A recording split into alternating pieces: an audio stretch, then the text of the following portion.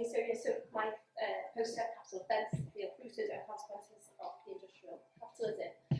Before I run through the post, I just wanted to talk a little bit about how I conceptualise my ideas. And then began with Alex Laguna's A Walk in the Night, which revealed the insidious nature of South African apartheid regime. And to me, when I was reading the novel, what it came to me was the idea of this uprootedness, family displacement, of people being displaced.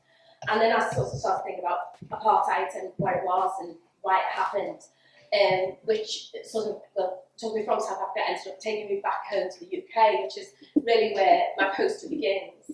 And I picked a key time in history for us, which was the Industrial Revolution, to begin, because that sort of spoke to me about a time when we're seeing a real change in society. People are being moved from their rural homes to urbanised areas, and it's really, but this uprooting really impacts on them. And then I was thinking about Benita Parry's essay, where she says that the representation of society and the impact of capitalisation on society is reflected within literature. And obviously we can think of obvious examples like Dickens, which we've looked at over the last couple of years, Hard Times and other novels, but then other more contemporary novels such as Indra Seena's People, where she explores capitalism's impact on developing countries and more personally on individual people. And so then from that I was sort of thinking about, well, how authors are representing society, how are artists representing capitalist impact on society. And obviously, I suppose, a bit of an obvious choice to choose Lowry's industrial landscapes for that. And obviously, just looking at the picture itself, you can see how the landscape is being completely uprooted and replaced with factories and chimneys. And this environment would have been really quite alien to the people who would have inhabited it. And for these people to try and learn how to live within this space would have been quite different.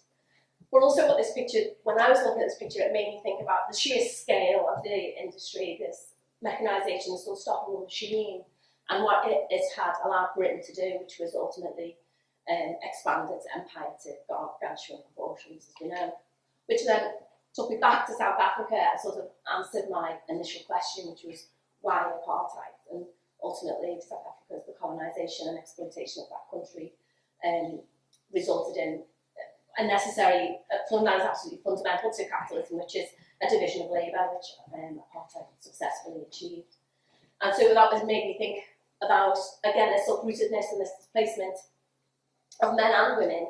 And I saw Louise Bourgeois' Tree with Shoes, and this image spoke to me about exactly what it was that I was trying to put my finger on when I'd read Laguna's novel, that this idea of movement, I know that Bourgeois is more focused on female experience of leaving home, but I thought that this spoke to both men and women, particularly, for example, with South African apartheid, men were moved many, many miles away from their families, and sort of the natural state of community was completely disrupted. So I thought that Bourgeois' image really spoke to me about that. And so then from that, I was thinking of that, like a small nuclear thing of just individual people and how capitalism had affected them, to then a broader aspect of society in general, and how we're living with the legacy of capitalism, which took me on to George Brooks's suicide, which I know a number of people have interestingly spoken about today. And for me, when I looked at this image, there is the images of hypocrisy and greed and desperation, that all of those images are in there. But there's also, for me, an image of isolation. All of these people are acting independently of each other, which I think Grote, who was very critical of the influence of capitalism on society, was critiquing this idea that we have maybe become uprooted from ourselves and disconnected from ourselves.